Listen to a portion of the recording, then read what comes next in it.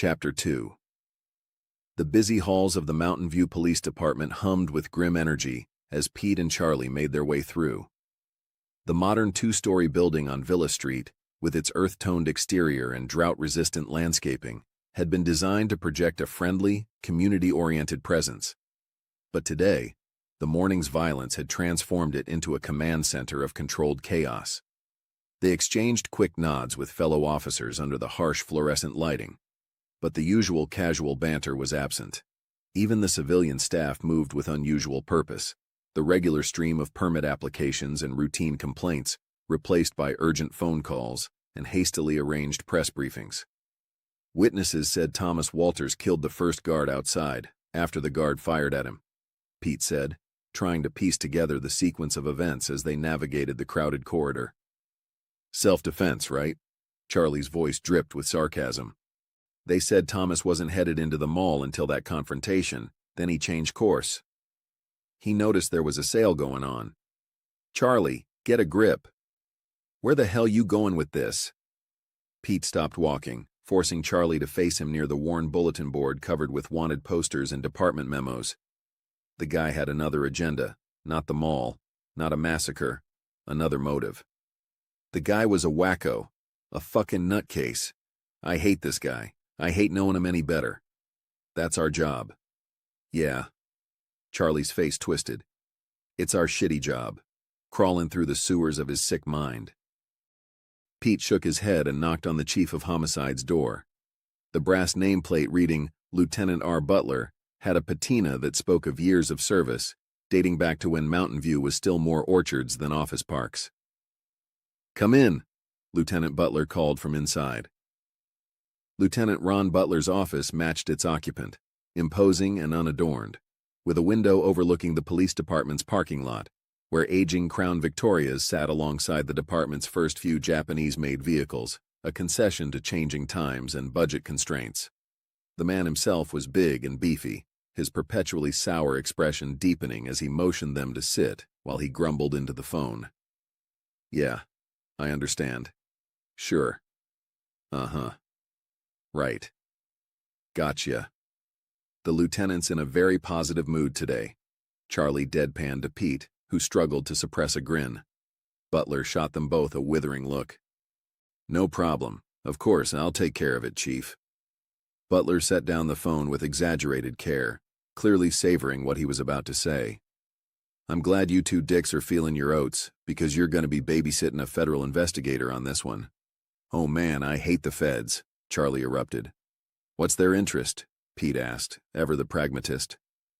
Butler picked up a memo from his desk, the department letterhead still advertising Mountain View as the heart of Silicon Valley, despite San Jose's competing claim to the title. He read from it. The rise in random acts of violence around the Bay Area is statistically significant. Let 'em bust chops in the city, Charlie muttered. Sorry, Charlie, they're very puzzled by the Dr. Walters case. How much babysitting do we do? As much as they want. For Christ's sakes, we're a bunch of ass-lickers. Butler leaned forward, his chair creaking in protest, the sound echoing off walls decorated with commendations from an era when the department's biggest concerns were traffic violations and teenage troublemakers. Let me remind you fellas, federal dollars come with lots of strings. You want that new computer you've been bitching for? I'll make you a deal. You keep 'em happy and you'll get your computer. Okay? Charlie was too angry to respond, but Pete jumped in. We can be whores for high tech. Butler's laugh filled the office. Welcome to Silicon Valley. The door swung open without warning. Captain Ralph Vincent, the assistant police chief, stepped in, followed by a woman whose presence immediately commanded attention. Dr. Robin Gaines was tall and striking, her East Coast professional attire, tailored blazer and pearls, a stark contrast to the department's casual California style. But it was her eyes that held their attention, sharp, intelligent, and completely unimpressed by the testosterone-laden atmosphere she'd walked into. The three detectives rose to their feet as Vincent made the introductions. Hi, you guys. I want you to meet Dr. Robin Gaines. He gestured around the room. This is Homicide Chief Butler and Detectives Brock and Rota. Quick handshakes and murmured greetings followed. Pete's obvious appreciation of her looks didn't go unnoticed by Charlie, who observed his partner's reaction with growing amusement. Vincent opened his mouth as if to add something, then simply waved his hand and departed with a brief, "See ya, guys."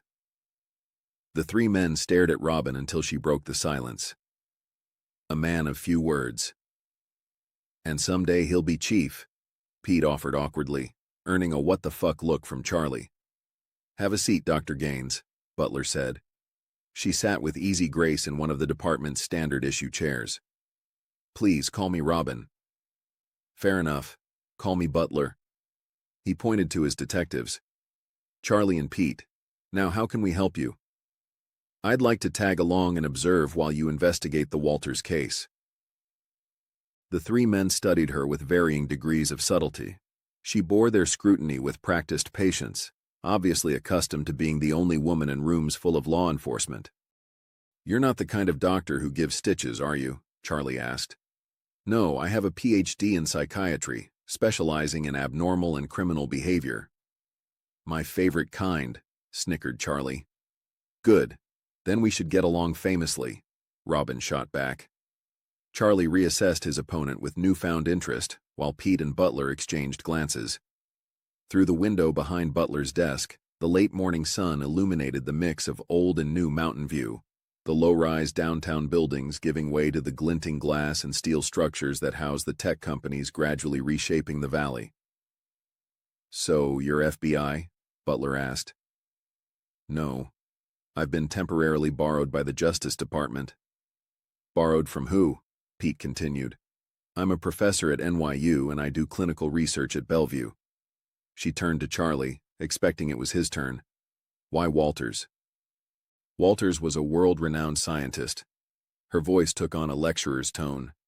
"His experiments and writings on the central nervous system are cornerstones of modern physiological theory." "How does a guy like that do what he did?" Pete wondered aloud. "How does a brain that knows so much about brains lose control?" Robin added. The three detectives pondered that unsettling question. Robin moved on. "Have you talked to Mrs. Walters?" "She's taken it pretty hard," Charlie replied. "We're giving her some grieving time." Robin checked her watch. "Shall we go?" She stood and moved toward the door. Pete jumped up immediately, while Charlie remained seated, looking to Butler for confirmation. The lieutenant motioned him to go, and Charlie rose muttering, already certain this case was going to be anything but routine. As they filed out of the office, the sounds of the busy department enveloped them. Phones ringing, radios crackling, and the steady hum of a suburban police force trying to make sense of a violence that seemed imported from a darker, more urban world.